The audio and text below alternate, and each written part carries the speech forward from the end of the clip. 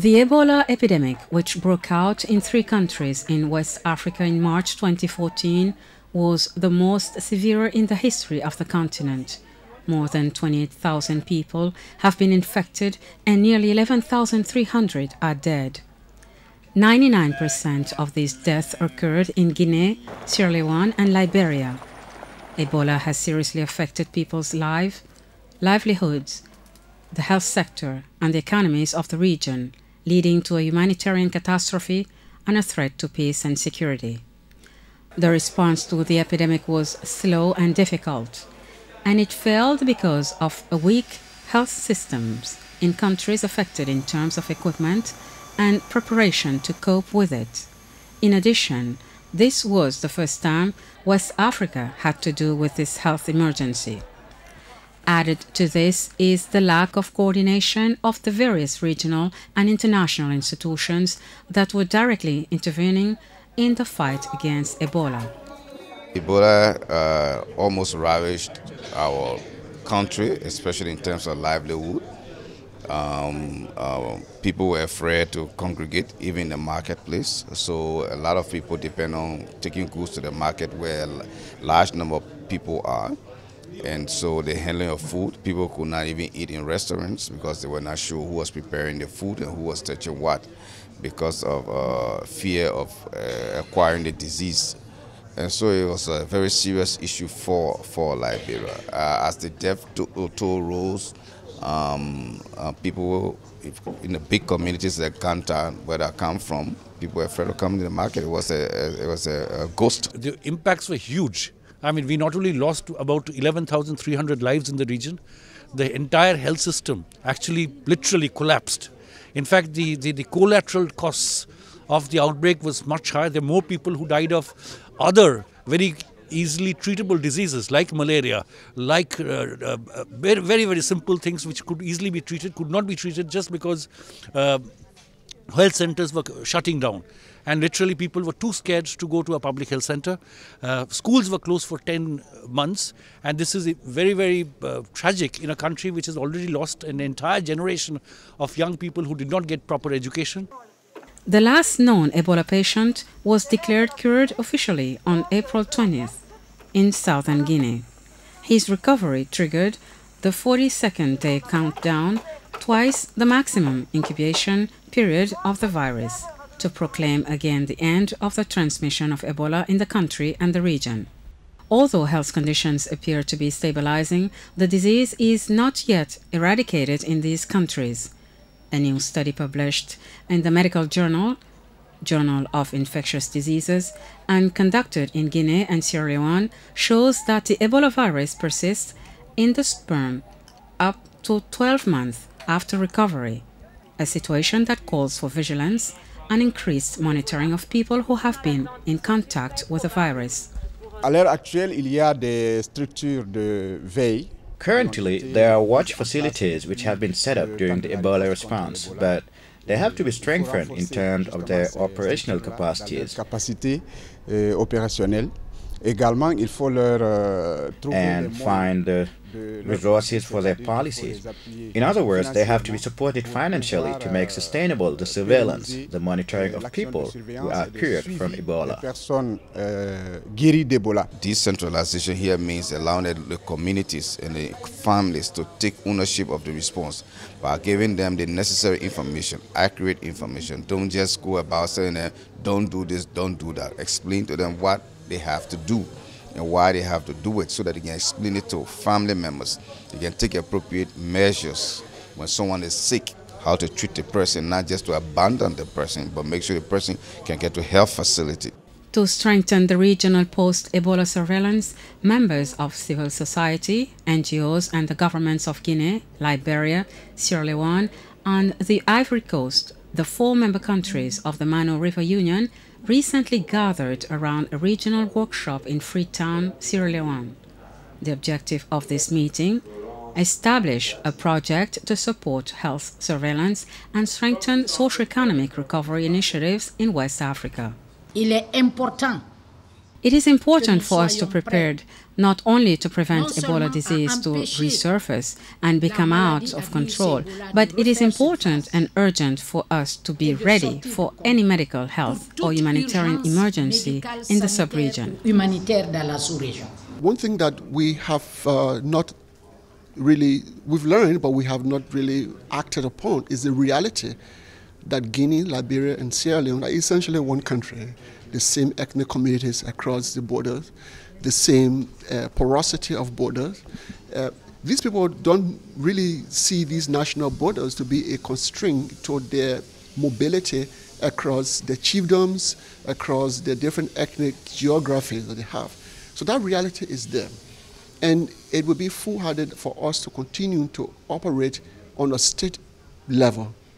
The virus started from Guinea along the borders. In less than 3 months, it was in Liberia. In less than 6 months, it was in Sierra Leone. This support project for the 4 countries, funded at an estimated $4.5 million by the Japanese government and coordinated with the support of UNDP, the United Nations Development Programme, will allow the creation of an environment conducive to strengthening the resilience of regional, national, and local institutions to address shortcomings in the response of the epidemic. How we can surveillance, outbreak of such deadly contagious diseases, and which is also helping to set community structures, but also local government structures to actually be able to surveillance these surveillance for any future outbreak of communicable disease, but at the same time also ensure that community livelihoods are built is very essential so that people can recover from the losses that they had. I think this can go a long way in restoring back the society and making societies more productive. With these 4 countries, it's like a chain. If it starts again in Guinea, chances are that it will break out again in the sub-region. So this project will be more than timely in terms of early warning mechanism to set up, in terms of surveillance in these 3 countries, of medical support in case it is around, and this will help us anticipate just avoiding further damages. The first stage was a leap in the unknown, but now that people are aware of it and address the issue, they have a health plan to provide care to people so that when it is here again, the damages will be much less than what they used to be in the first stage. The second component of the project will enable people to recover from economic losses caused by the outbreak.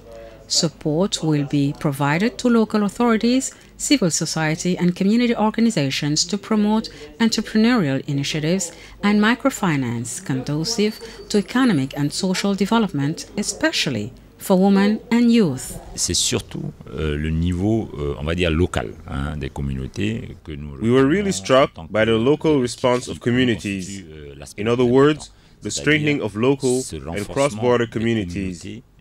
The assistance in terms of livelihood so these communities can be more resilient because they really felt left to themselves during the crisis. So the focus will be on assistance for community recovery. Portera sur vraiment l'assistance au relèvement communautaire. L'Ebola, c'est un problème de développement. Ebola is a development issue, but also an issue of access to sanitation. So the first thing is psychological support, then the health plan, because an unhealthy body cannot go any further, and finally on an economical level. Là également, c'est très important, comme nous le savons, les femmes également prennent en charge leur foyer. Here also, this is really important because, as we know, women are responsible for the household, at least at an important level. If they lost their jobs or revenues because of this crisis, or trade did not work well during border closing, here they will benefit from income-generating activities. The epidemic has also slowed progress in the framework of the Millennium Development Goals, reducing the ability of governments to collect taxes, to invest in social infrastructure and services and improve the lives of their citizens. For the different actors of the post-Ebola recovery, it is essential that the project contributes to an integrated development approach in the long term to promote a better articulation of interrelated issues of governance, security, resiliency and funding opportunities. Actuellement, l'Afrique fait face à un certain nombre de défis. Currently, Africa is facing several challenges. The challenge is inclusive growth. In other words, how to make sure that the majority benefits from this growth. This is one of the key issues this project seeks to address. The other challenge deals with structural economic transformation. In other words, c'est-à-dire comment faire pour que les secteurs, les ressources soient réallouées. How to do for the resources to be reallocated from high productivity sectors to low productivity sectors. The purpose is to create added value, and if you look carefully, this project tries, among other things, to enable people in cross-border areas who received less support in the Ebola response to access opportunities that will help them create added value through the value chains to make headways in terms of trade and economic integration. So this project is the beginning of an answer to these moves. D'intégration économique. Donc, ce projet constitue déjà un début de réponse donc, à ces dynamiques-là. So we've learned a lot of lessons from this, that if we are not able to put in place the buffers, the safeguards for vulnerable communities, and the safeguards for the larger economies of these countries, every time there is a little crisis, they will experience a reversal of their economies. And that would not serve us well in this new dispensation of sustainable development, which is Agenda 2030.